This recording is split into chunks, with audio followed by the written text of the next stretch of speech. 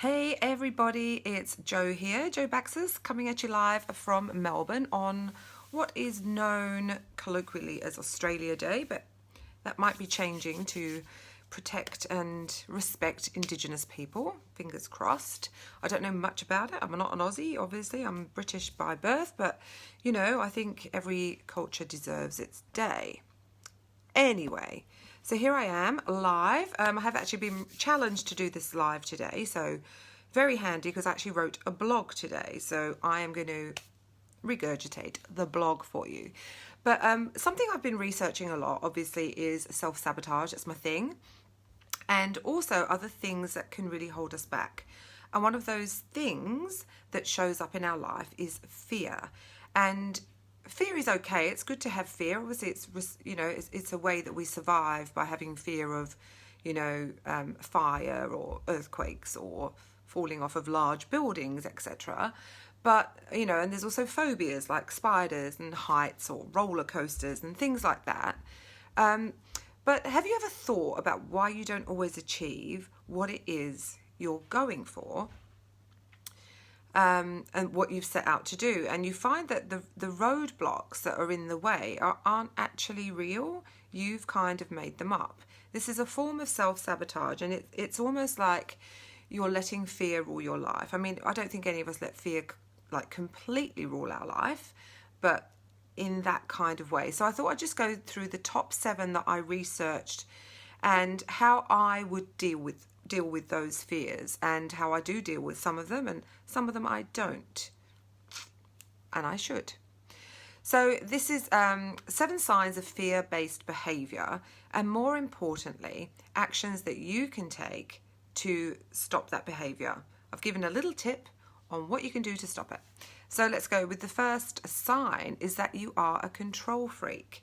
So do you want to micromanage every single detail of your life? Do you often refuse help? This is one of mine.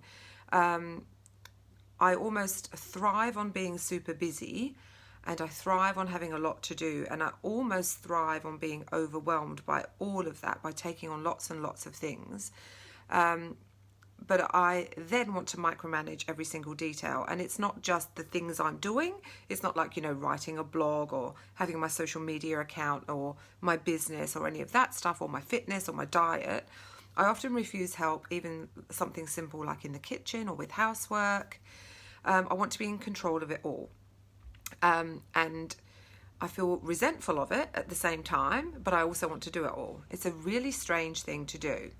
So the way to deal with that control freak trait is to ask for help.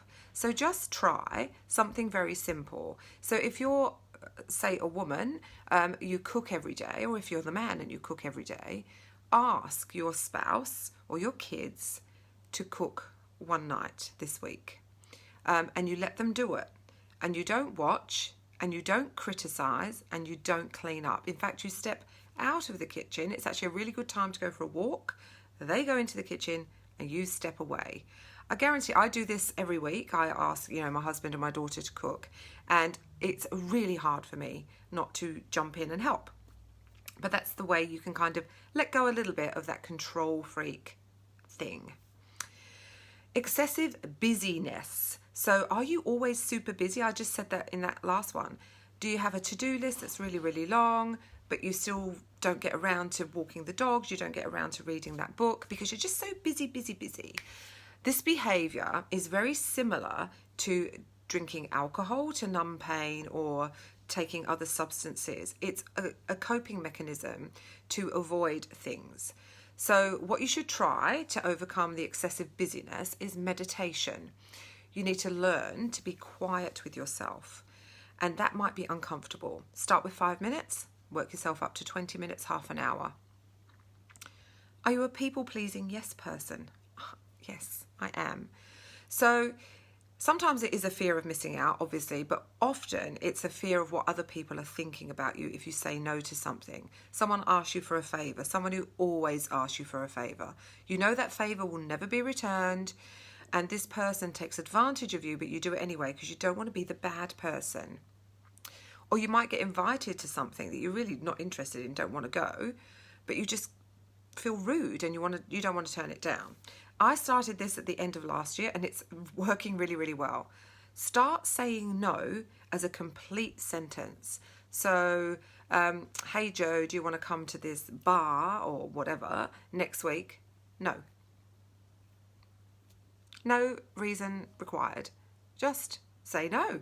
It's really liberating. I dare you to give it a try. Now, the opposite of that, of course, is are you someone who says no all the time to opportunities? So new opportunities come along. Someone presents you with something. It might be a business opportunity. It might be a class. It might be a new product to try. It might be a new job. It piques your curiosity and your interest, but you talk yourself out of it because you're A, afraid of failing, or B, afraid of succeeding, because if you succeed, you'll have to take action and you have to put yourself out there. So what you can do, obviously, is say yes. So you do the opposite.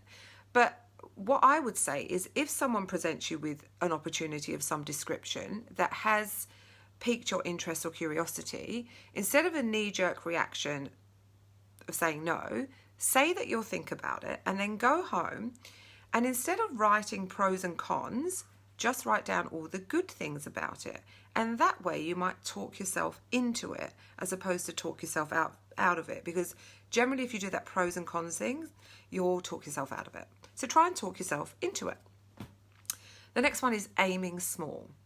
So if you've got some big dreams and goals, like in a business with my blog or whatever, you might be an author, you might want to start your own company. There's lots of different goals.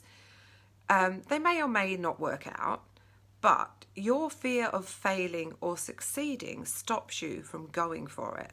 So you settle for a mediocre goal instead of something that you know is achievable. So write down a couple of goals for this year. Take a long, hard look and see if you can't stretch those goals. Make them a bit bigger. For example, you might want to run a 10-kilometer run. Well, why not go for a half marathon? Why not go for the, whatever it is, 21? God, it's been a while since I've done it. You might want to make $1,000 a month from your business. Why not push it? Go to $5,000. Just do it. Like, really aim high. Sure, you might get disappointed, but you'll work a lot harder if you aim a bit higher. Perfectionism, analysis paralysis. Do you have a list of things to do, things that have the potential to make your life amazing, but you don't want to start until you've got that new journal where you can make all your notes, or you want to file everything away so that your office is tidy? I should let you have a look at this. It's chaos in here. Or you want to lose weight before you start that next thing, or I often won't do a Facebook Live because of this, because I'm like, oh, I haven't done my hair. How stupid is that? Who cares? And if you're looking and you care about that, then honestly, I don't care about you or your opinion. There, put that out there. So what you need to do with perfectionism and that whole having to have all your ducks in a row is just do it. And the way to do that is to put yourself out there. So tell someone what you're going to do so that you have an accountability partner and get them to chase you up. Just say to them, you know, I'm going to do a Facebook Live on Tuesday. Can you just follow up with me and make sure I do it? Why not?